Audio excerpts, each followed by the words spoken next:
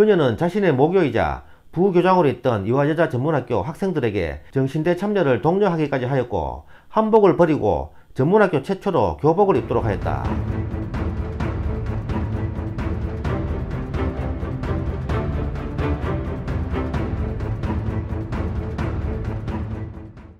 이화여대 초대 총장 의월 김환란 편입니다. 1899년에 태어나서 1970년 2월 10일까지 71세를 살았다. 김환란은 인천에서 창고업을 하던 김진년의 3남 5녀 중 막내로 태어났다.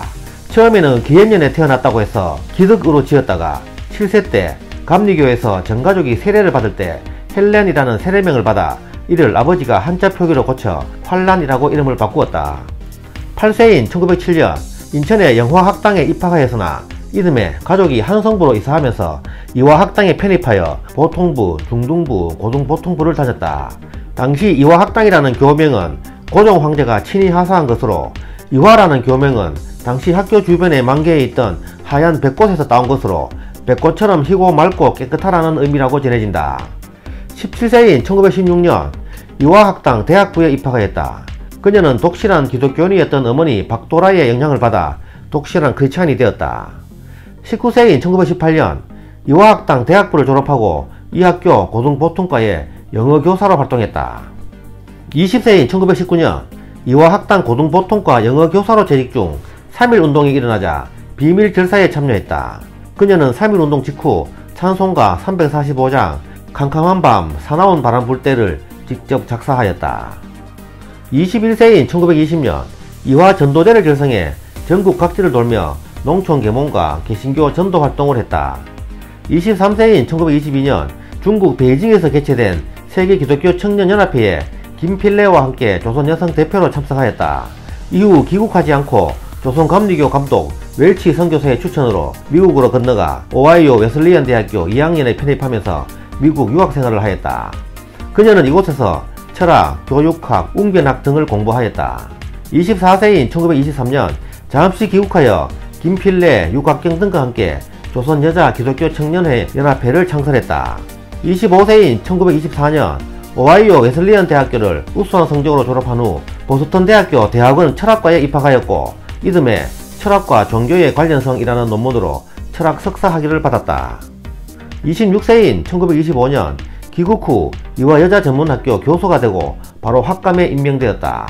이후 그녀는 1930년까지 5년간 이화여자전문학교 교수 겸 학감으로 재직하였다. 27세인 1926년 4월 순종 황제가 사망하자 이화학당 학감으로 재직 중이던 김환란은 미국인 선교사 출신 교장에게 양해를 구하고 이화학당의 전체 학생에게 상복을 입히고 창덕궁 앞에서 만곡을 하게 하였다. 그녀는 이 일의 주모자로 잡혀서 종로경찰서에 잡혀 들어갔다. 그해 12월 YWCA 여성과 사회주의 여성연합, 직업여성의 친선도모를 목적으로 한 망월구락부를 조직할 때 참여하였고, 이듬해 망월구락부가 직업부인회로 개편되자 김환란은 실행위원회에 선정되었다. 28세인 1927년 좌파와 우파 합작의 여성단체로 여성운동을 효율적으로 통합하기 위해 결성된 근우회가 창립되자 김환란은 회장에 선출되었다. 그녀는 이 시기 여성계몽운동과 인권운동에 힘쓰며 독립운동에 가까운 행보를 보였다. 그해 7월 하와이 호놀룰루에서 열린 제2차 태평양 문제연구회의에 유억겸 등과 함께 조선 대표로 참석했다.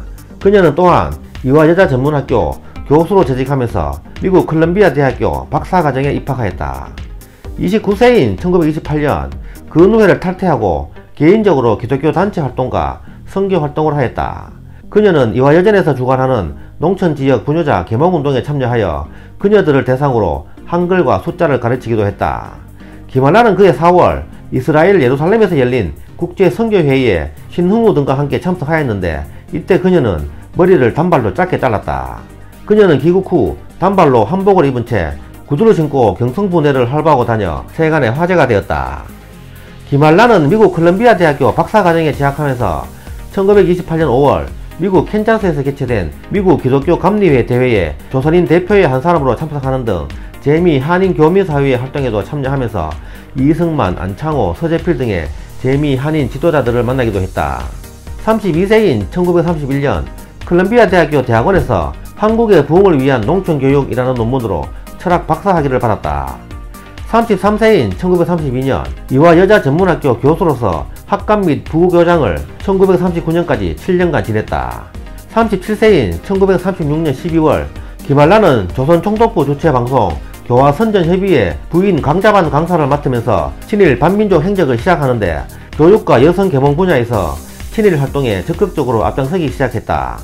그녀는 이후 조선총독부가 지원하는 단체에 거의 다 참여했고 매일신보에 정신대 참여를 적극 독려하는 글을 수백 편 쓰는가 하면 내선일체 찬양글도 많이 썼다. 그녀는 자신의 모교이자 부교장으로 있던 이화여자전문학교 학생들에게 정신대 참여를 독려하기까지 하였고 한복을 버리고 전문학교 최초로 교복을 입도록 하였다. 또한 김복수 등 상류층 여성들과 함께 애국 금차회를 조직하여 금비녀와 금가락지를 뽑아 일제의 국방비로 헌납하는 운동을 벌이는 한편 신사참배에 협력하고 징병을 권유하는 강연에도 앞장섰다. 당시 김한란과 함께 친일 반민족 행위에 앞장섰던 여성계 지도자들로 박마리아, 모윤숙, 도천명 등이 있다. 40세인 1939년 조선총독부에서 외국인 선교사들을 자유주의를 부추긴다는 이유로 추방하자 제7대 이화여자전문학교 교장이 되었다. 김한란은 각종 강연을 통하여 일제의 침략전쟁을 미화하는 등 이화여전 교장으로 있으면서도 적극적으로 친일을 하였다. 42세인 1941년 창씨 개명 때 아마기 가스란으로 개명하고 임전대책협력회 위원으로 활동하였다.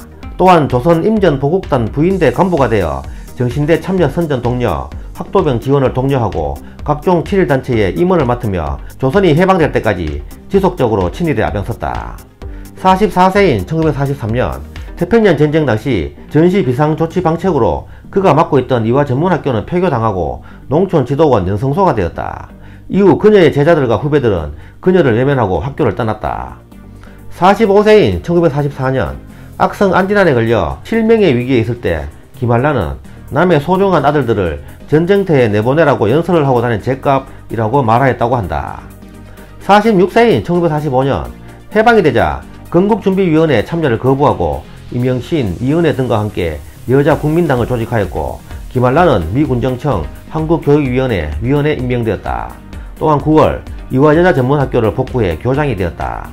12월에는 이승만계 단체 독립촉성중앙협의회에 가담해 신탁통치 반대운동을 전개했으며 한국 YWCA를 다시 재건해 재단 이사장을 맡았다. 47세인 1946년 4월 이화여자전문학교가 이화여자대학교로 승격, 인가를 받은 후 초대 총장에 취임한 후 1961년까지 15년간 재임하였다. 49세인 1948년 5월 재헌 국회의원 선거에 서울 서대문구에 출마했으나 낙선하였다. 그해 12월 프랑스 파리에서 열린 제3차 유엔 총회에 대한민국의 유엔 승인을 위한 홍보사절로 장면 등과 함께 참석하였다. 51세인 1950년 5월 제2대 국회의원 총선거에 출마했으나 또 낙선하였다. 그녀는 한국전쟁 중 제3대 공보처 장관에 임명되기도 하였다.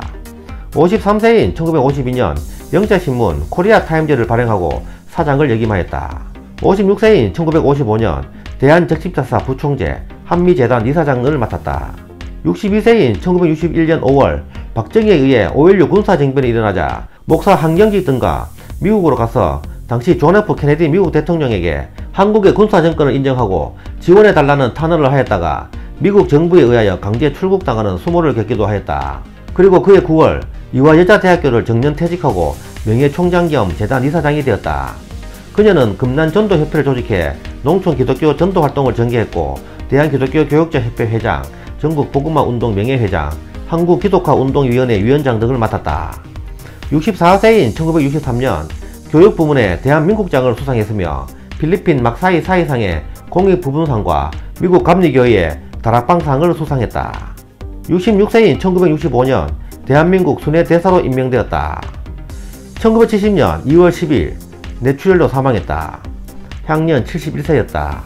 그녀는 인간의 생명이란 불멸하여 육체가 없어지더라도 죽은 사람이 아니므로 장례식 대신 한송 예배를 해주기 바란다는 유언을 남겨 그녀의 장례식은 대한민국 최초로 음악회로 치루어졌다. 그녀는 평생을 독신으로 지내 자식이 없다. 사망 후 대한민국 정부는 그녀에게 대한민국 1등 수교 훈장을 주소했다. 그러나 그녀는 또한 2009년에 민족문제연구소가 발간한 친일 인명사전에 등재되었다. 2005년 민노당 이화여대 학생위원회는 이화여대 내에 있는 김한란 동상을 철거해 줄 것을 요구하는 기자회견을 열었으나 학교는 이에 응하지 않았고 2017년에는 학생들이 동상 앞에 김한란의 7일 행적 알림판을 설치하기도 하였다. 김한란에 대한 평가는 매우 극단적으로 나뉜다. 하나는 한국 여성으로는 엘리트 지식인으로 여성 계몽운동 및 인권운동 등 여성의 사회적, 경제적 지위를 향상시킨 사회 지도자로 외교가로 커다란 공헌을 남겼다는 평가와 다른 하나는 1936년 이후 대표적인 여성 친일파로 변절해 일제 말기 전시체제 때 적극적인 전쟁 협력자로 활동하였고 특히 자신의 제자를 전쟁터에 보낸 인물 중에 한 사람이라는 비판적인 평가가 많다. 또한 일제시대에는 일제편에, 해방 후에는 미군정편에, 그리고 이승만, 박정희 정권 때는 또 그 정권을 지지하는 기회주의자라는 평가도 있다. 김한란의 묘는 서울특별시 중랑구 망우동 금난동산에 있다. 지금까지 5월 김한란 편이었습니다. 감사합니다.